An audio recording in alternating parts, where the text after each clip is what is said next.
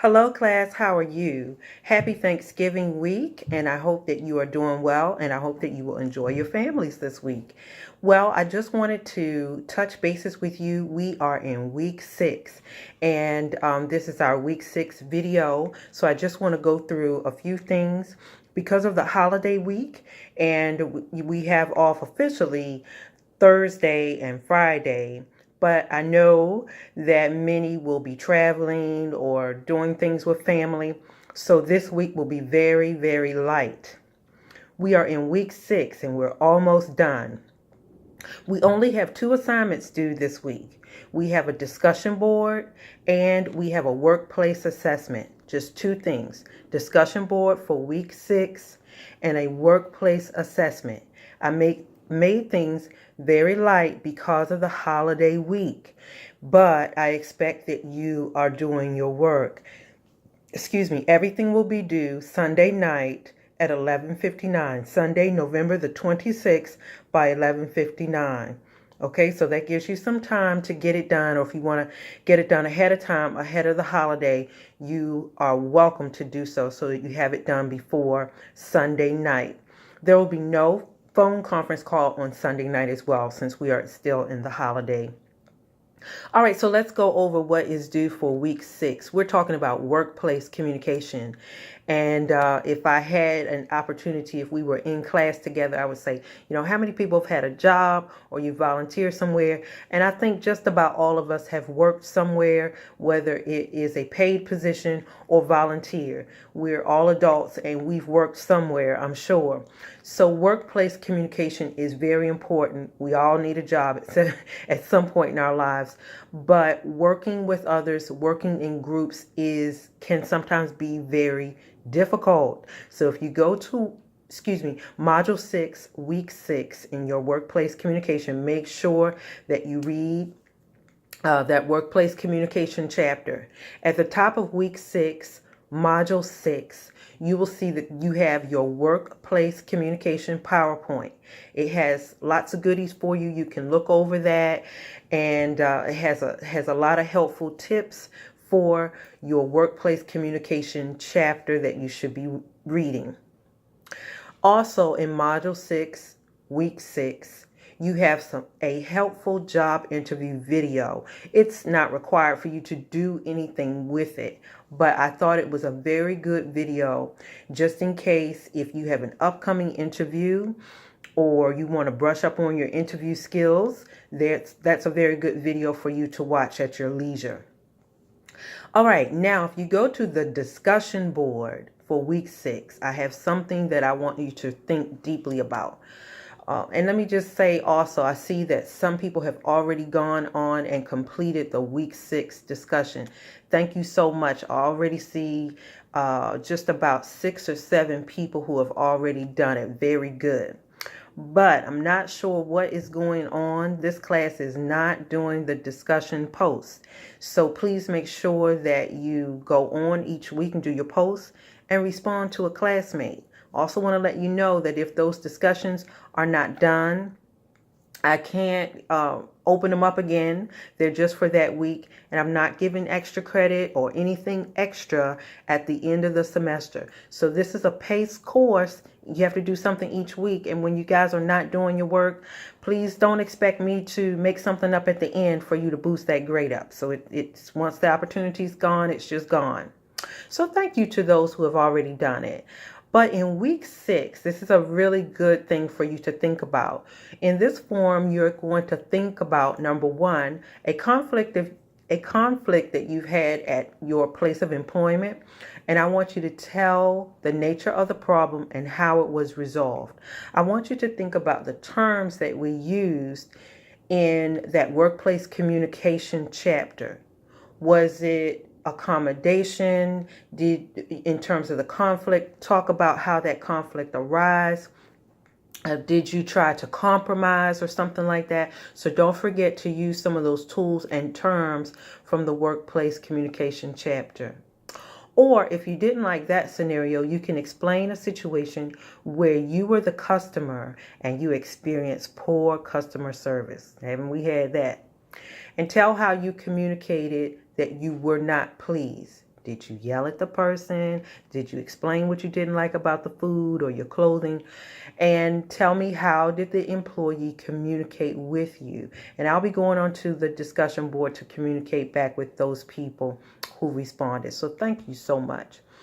I also want you to think about this. You have one assignment to do after that. I'm going back to Module 6. You have a workplace assessment. And the workplace assessment, you'll see workplace communication assessment, and then you'll see the Dropbox for it. So let me explain what you need to do with that. In the workplace communication assessment, I want you to answer about 3 questions. I think I have 3 questions for you. Yes. And I'm not going to read them all to you right here, but they're there in Module 6. And I want you to think about how you communicate at work. Please be very, very honest about the answers. I'm not sharing them with anyone. It's not like the whole class is going to see it, but I'm not judging you, but you just be honest on how you handle conflict at work. And I think your opinions about gossip in the workplace and your tone. So think deeply before you answer those questions. And I think that will pull out a lot of insight for us all.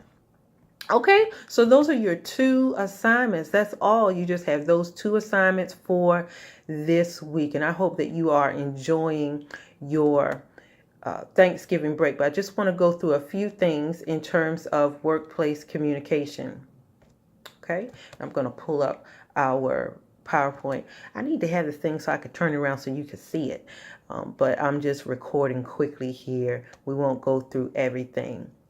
But in the workplace communication, this type of communication is communication that occurs in the context of an organization. So workplace communication can be just that. At the workplace, it could be in a community group, but some type of organization that has a goal and getting things done. Now, I also want you to think about how we communicate in our organizations. And if you see in the chapter, it talks about organizational structures. There's always a chain of command, right? And if we have a problem, sometimes people communicate to the top instead of communicating through their chain of command. So if you had a problem, like in school, if you had a problem with the teacher, you don't jump and go to the president and communicate and send an email or go to his or her office. You communicate first, and then the second step, and then the second step, and then maybe the 4th or 5th step would be the president. Okay, but we always need to realize that chain of command and recognize in workplaces that communication goes up and communication can go down. Upward communication goes from the employees up to the top, maybe to the CEO. Downward communication comes from the top down. So that could be from the CEO, the president, down to like a vice president, down to managers, down to the cashiers. Okay, so that's what we mean by chain of command or upward and downward communication. I want to talk about formal and informal communication too, because on the job we experience both of them. I want you to imagine that, let's say on your job we heard about some mergers or something going on. Now you heard about it maybe from your friends, and that would be informal communication. But don't get upset. You need to wait for formal communication, and that would be in an email or a letter from the president saying that there was something going on at your place of work. So formal and informal communication always occur. But, be careful with informal communication. Don't always take it as face value. Okay. Before I leave you, I want to talk about a few things in terms of conflict management on the job. I think just about all of us have had some type of conflict. Sometimes we have personalities that we just do not agree with, or they're individuals that are mean to us. They are patronizing. But if you see in your book, there are conflict management skills that we can do. There's avoidance, there's competition, compromise, accommodation, and collaboration. Sometimes avoidance may not always be the best thing. That simply means you do just that. You stay away from the person. You don't go in their office area. You don't go over in that area when they're having lunch. Sometimes that works. Depending on the person, it may not work. If it's a boss or something like that, you may have to see them every day. Competition, it can be a good conflict management where you have a goal over there and I have a goal over here, but sometimes good competition tries to, up one. So if your department wanted to sell, I don't know, 30 turkeys, maybe my department is going to sell 60 turkeys, okay? And that's what we mean by competition. Other ways to avoid conflict or to compromise. You give a little bit and I give a little bit. If you want it off for Christmas, maybe, somebody takes Christmas, somebody else takes Christmas Eve. And then the next year we reverse it, compromise. And I know sometimes those type of things are not easy, but one thing that I do want you to remember is that conflict is always an opportunity for change and learning. So when there's a conflict on the job or in our lives or something like that, there's always, it's always an opportunity to do better or to learn from something. And so as I leave you today, I also want to end on something that we have to be very careful of, which is aggressive communication and sexual harassment.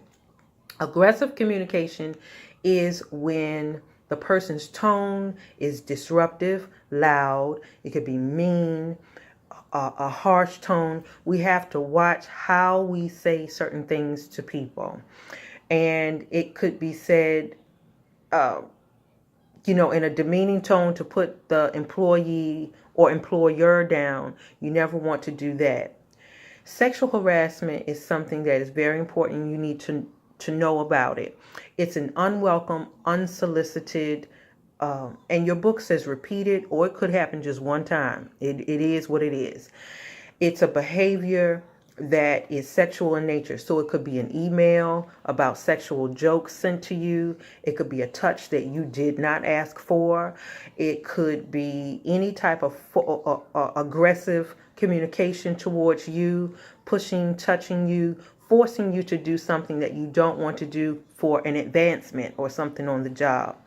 Ladies and gentlemen, if that does occur, sexual harassment is against the law. So you always want to make sure that you report that as soon as possible.